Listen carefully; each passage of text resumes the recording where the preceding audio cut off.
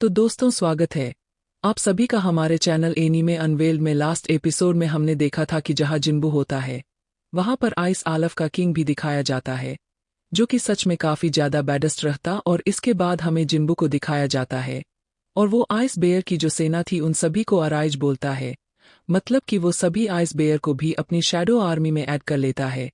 इसके बाद हमें डंजन के बाहर का सीन दिखाया जाता है जहां पे अभी तक सभी लोग वेट कर रहे थे और तभी डोंगसू बोलता है कि शायद अब तक तो जिम्बू मारा जा चुका होगा। और इसके बाद वो वहां से जाने लगता है और तभी उसको अचानक से याद आता है और वो बोलता है कि जिम्बू तो तुम्हारे व्हाइट टाइगर गिल में नहीं है, तो आखिरकार वो तुम्हारे स्ट्राइक स्क्वाड के साथ इस डंजन के अंदर क्यों गया था। तब मिस्टर रहान बताता है कि वो जिम्बू को काफी टाइम पहले से जानता है और उसने मुझे रिक्वेस्ट की थी, इसलिए मैंने उसको डंजन में जाने दिया और अहान वहां पे झूठ बोल रहा था। बाकी मिस्टर चूल को ये पता होता, ये सोच के वो काफी ज्यादा हैरान होता है कि आखिरकार ये जिम्बू के लिए झूठ क्यों बोल रहा है। और इसके बाद वो अहान सोचने लगता है कि आखिरकार ये जिम्बू है जिसके कारण डोंग सुख अमेरिका से कोरिया आया है। और इसके बाद तभी डोंग सुख ना अहान का गला पकड़ते हुए बोलता है कि तू मुझसे झूठ तो बिल्कुल भी मत बोल और सच बताओ तो मेरे पास एक खास टैलेंट है जिस कारण मैं झूठ को काफी जल्दी स्मेल कर लेता हूँ। और बोलता है कि तू जल्दी से मुझे सच बता दे कि क्या सच है। और तभी डॉगसुक को रोकने के लिए ना मिस्टर चुल आता है वहां पे और डॉगसुक को बोलता है कि तूने अभी मेरे एम्प्लॉय को पकड़ रखा है और चुपचाप उसको छोड़ दे। और डॉगसुक भी ना वहां पे काफी ज्यादा गुस्से में आ जाता है और बोलता है कि तू मुझे ऑर्डर देने की कोशिश कर रहा है। और दोनों वहां पे लिटरली काफी ज्यादा गुस्सा होने लगते हैं और साथ ही उनका ऑरा भी काफी ज्यादा बाहर निकलने लगता है। दो ऐसे रैंक हंटर एक दूसरे के आमने सामने खड़े थे और इसके बाद लिटरली दोनों एक दूसरे को पंच मारते हैं काफी कसके। और तभी सीन कट होता है और हमें किम दिखाया जाता जो कि पता नहीं कहीं जा रहा होता है और वो बोल रहा था कि सच में यहाँ पे काफी ज्यादा ठंड है। और तभी उसको काफी ज्यादा आइस बेयर्स मरे हुए दिखाई देते हैं और वो सोचने लगता है कि क्या ये सभी काम उसी रैनक हंटर ने किया है। और वो सोचता है कि बट ये काम वो बिल्कुल भी नहीं कर सकता और आखिरकार उसने ये कैसे किया। और आइस एलफ से डर के मारे किम चुल फिर से जंगल की तरफ भाग जाता है।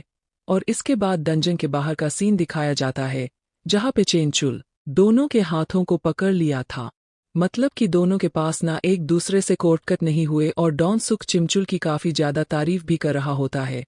तभी वो बोलता है नहीं, आप दोनों ने अपनी पावर्स को कम कर दिया था, क्योंकि अगर आप दोनों अपनी पूरी पावर से मारे होते तो शायद मैं बीच में बचता भी नहीं। और इसके बाद चिमचुल काफी ज्यादा हिम्मत जुटाया के बोलता है कि आप वैसे जिम्बू के पीछे क्यों हो। और वो बोलता है कि बस ऐसे ही मुझे टाइम पास करना था, इसलिए मैं यहाँ आया था। और साथ ही अभी तुम लोगों ने मेरे मूड को काफी ज्यादा खराब कर दिया है। और इसके बाद ना वो वहां से जाने लगता है और आहान अभी भी आपने मन में सोच रहा था कि मैंने जिम्बू की नारियल पावर को देखा है और मुझे पूरा भरोसा है कि जिम्बू इस डंजन से जिंदा बाहर निकल के आएंगे। और इसके बाद हम जिम्बू की टीम को दहकते सभी बैठ के वहां पे एंजॉय कर रहे होते हैं। यह किम देख लेता है और ये देखकर वो काफी ज्यादा गुस्से में आ जाता है और इसके बाद वो सभी को मारने के लिए जाता है और बोलता है कि मेरी पूरी स्क्वाड खत्म हो गई और तुम लोग यहाँ पे एंजॉय कर रहे हो। और उसको लगता है कि इस लड़की ने ना इन सभी को अभी तक रोटेट करके रखा है और वो सभी ना वहां पे काफी ज्यादा डर जाते हैं।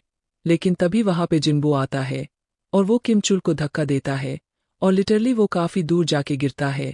और जिम्बू वहां पे सभी को सतर्क रहने के लिए भी बोलता है, क्योंकि किम चुल के कारण वहां पे सारे आइस एलफ भी आ गए थे और इस चीज का पता जिम्बू को भी चल गया था। और वो सभी को अपीयर होने के लिए भी बोलता है और इसके बाद सभी आइस एल्फ वहां पे अपीयर भी हो जाते हैं। और आइस एल्फ का लीडर बोलता है कि अच्छा, तुम्हें से कोई तो है जो कि मुझे एंटरटेन करेगा। और जिम्बू बोलता है कि मैं तुझे एंटरटेन नहीं, मैं तुझे खत्म करूंगा। और आइस एल्फ का लीडर जो होता है वो काफी ज्यादा हैरान होता है और बोलता है कि भाई, तो हमारी भाषा समझ सकता है क्या। और यह सुन के जिम्बू भी काफी हैरान होता है क्योंकि उसको भी नहीं पता था कि वह हेल्स की भाषा बोल रहा है। और जिम्बू को लगता है कि शायद उसके सिस्टम के कारण हो रहा है। और तभी आइस एल्फ लीडर बोलता है कि मेरे टीम से ना एक बंदा तुमसे मिलना चाहता था और उसने मुझे बताया था कि तुम्हारे में से ना एक काफी ज्यादा स्ट्रांग है। और वो ना उसकी तरह इशारा करके बता रहा होता है, लेकिन लिटरली उससे पहले जिम्बू उसका सर ही धड़ से अलग कर देता है। मतलब कि पलक झपकाते ही, और ये चीज़ देख के ना आइस एल्फ भी काफ़ी ज़्यादा इम्प्रेस होता है और काफ़ी ज़्यादा क्रीपी स्माइल भी देता है वहाँ पे। और इसके बाद जिन्बू और आइस एल्फ का लीडर दोनों का डैगर एक दूसरे से टकराता है और आइस एल्फ का लीडर बोलता है कि तू काफ़ी ज़्यादा अलग है और मुझे तो ये समझ में नहीं आ रहा है कि आखिरकार तुम जैसा लोग इंसानों के बीच में कर क्या रहे हैं। और ये चीज़ जिन्बू को तो बिल्कुल भी समझ में नहीं आया था। जिस तरीके से जिन्बू एक शैडो मुनार्च है, उसी तरीके से ये अल्फ जो है वो भी एक मुनार्च है। मतलब कि कुल मिला के 7 मुनार्च है, उसमें से ये एल्फ भी एक मुनार्च है। और आगे जाके आपको पता लगेगा कि ये कौन सा मुनार्च है। और आइस एल्फ वहाँ पे बोलता भी है कि लगता है तुझे इसके बारे में ना अभी तक कुछ भी नहीं पता, और जिन्बू को ना अभी भी कुछ भी समझ में नहीं आता। और वो बोलता है कि क्या सिस्टम इन सभी को इंसानों को मारने के लिए बोलता है क्या? और वैसे मैं एक प्लेयर हूँ, शायद इसलिए मुझे कुछ भी पता ना चल रहा हो। और आइस एल्फ बोलता भी है कि सच बताओ तो हम दोनों के लड़ने का कोई ज्यादा सेंस तो बिल्कुल भी नहीं बनता, और सच बताओ ना तो तू मुझे उन सभी इंसानों को सौंप दे और मैं तुझे कुछ भी नहीं करूंगा और यहाँ से चुपचाप जाने दूंगा। और इस बात पे जिम्बू को वहाँ पे काफी ज्यादा गुस्सा आने लगता है और वो उससे पूछता है कि आखिरकार तुम लोग हो कौन और तुम लोग इन्हें क्यों मारना चाहते हो। और इस एल्फ लीडर जो था ना वो कुछ बताने वाला होता है, लेकिन अचानक से वहाँ पे ग्लिच आने लगता है और इसके बाद वो पुरानी बातों को ही दोबारा रिपीट करता है। जिम्बू काफी ज्यादा हैरान हो जाता है और तभी आइस एल्फ का लीडर बोलता है कि अच्छा, इसका मतलब तुम मेरे ऑफर को एक्सेप्ट करने वाले हो और तुम मेरी आर्मी से अकेले ही लड़ोगे। और जिम्बू तभी बोलता है कि मैं वैसे अकेला तो बिल्कुल भी नहीं हूं। और इसके बाद वो फिर से अपनी शैडो आर्मी को बुलाता है और वो देखने के बाद आइस एल्फ का लीडर जो होता है वो भी काफी ज्यादा हैरान हो जाता है।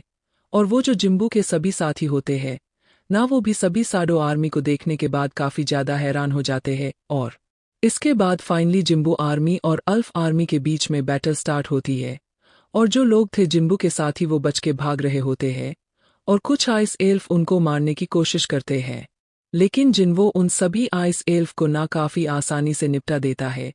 और सच में उन दोनों आर्मी के बीच में काफी तगड़ी वाली बैटल चल रही थी और वो जो किंग है काफी आसानी से जिंगबो के काफी सारे सोल्जर को मारता है। और इसके बाद जिंगबो और किंग के बीच में बैटल स्टार्ट होती है।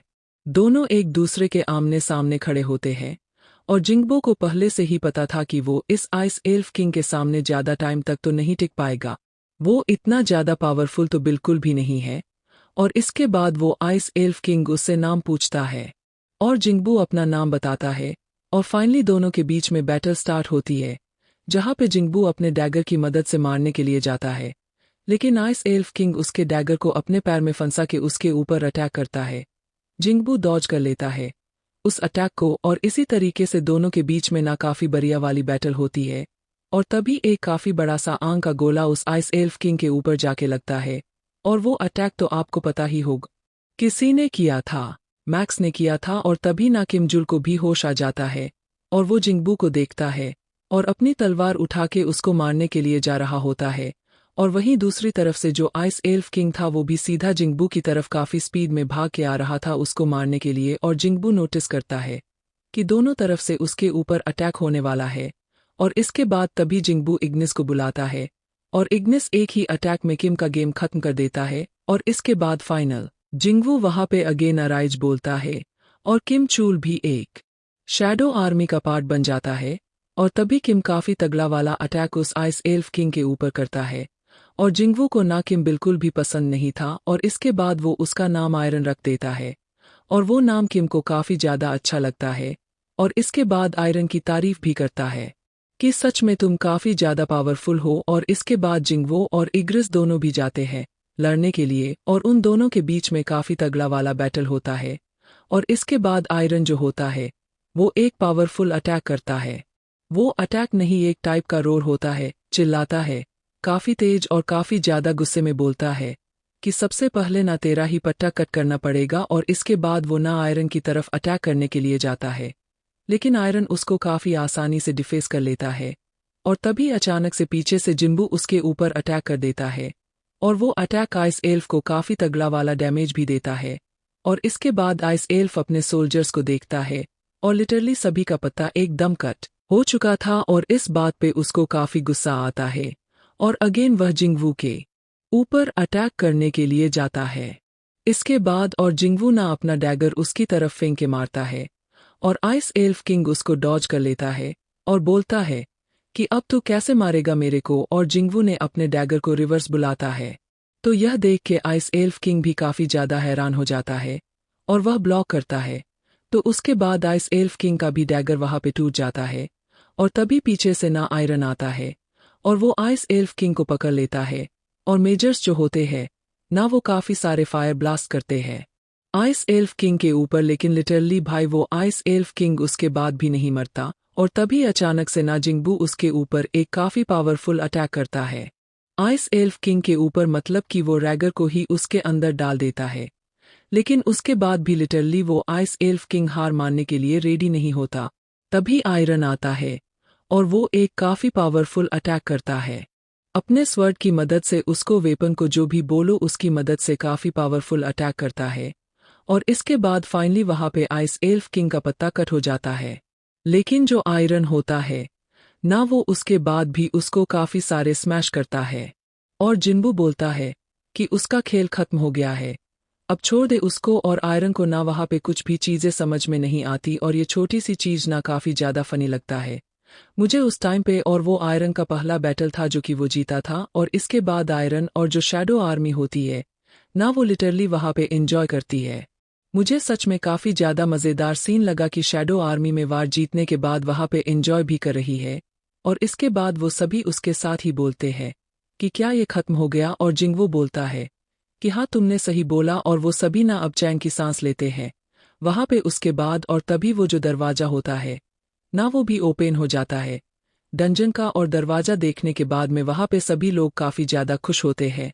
और इसके बाद हमें डेंजन के बाहर का सीन दिखाया जाता है जहां पे ना एक वीक हो चुका था और अहान बोलता है कि सर चले जाओ हम यहाँ पे देखभाल करेंगे, और बोलता है कि मेरे सारे मेंबर्स अभी अंदर है और मैं से कैसे घर जा सकता हूँ। और तभी अचानक से वो दरवाजा ओपन होने लगता है और तभी ना कुछ हंटर्स ना बाहर निकल रहे होते हैं और बोलते हैं कि लगता है कि किम ने इस डंजन को क्लियर कर दिया है। और जब वहां पे जिंगबू को देखते हैं तब वो बोलता है कि भाई मुझे तो पहले ही पता था इसके बारे में कि जिंगबू सर बाहर जरूर निकलेंगे। और बाकी सभी लोग ना वहां पे काफी ज्यादा हैरान थे कि आखिरकार किमजुल कहाँ गया, और दरवाजा बंद भी हो जाता है इसके बाद। और लिटरली वहां पे काफी ज्यादा हैरान होता है और जिंगबू वहां पे सॉन्ग ही को बोलता है कि चलो घर चलो, मैं तुम्हें घर छोड़ देता हूँ, और उसको रोकता है और बोलता है कि मुझे ना तुमसे कुछ क्वेश्चन करने हैं। और बस यही पे सेकंड एपिसोड होता है, खत्म हो जाता है। तो प्लीज अगर आपको वीडियो पसंद आया तो वीडियो को लाइक कर देना और चैनल को सब्सक्राइब कर देना। सो मिलता आप लोग उससे अगली वीडियो में, जब तक ले गुड बाय।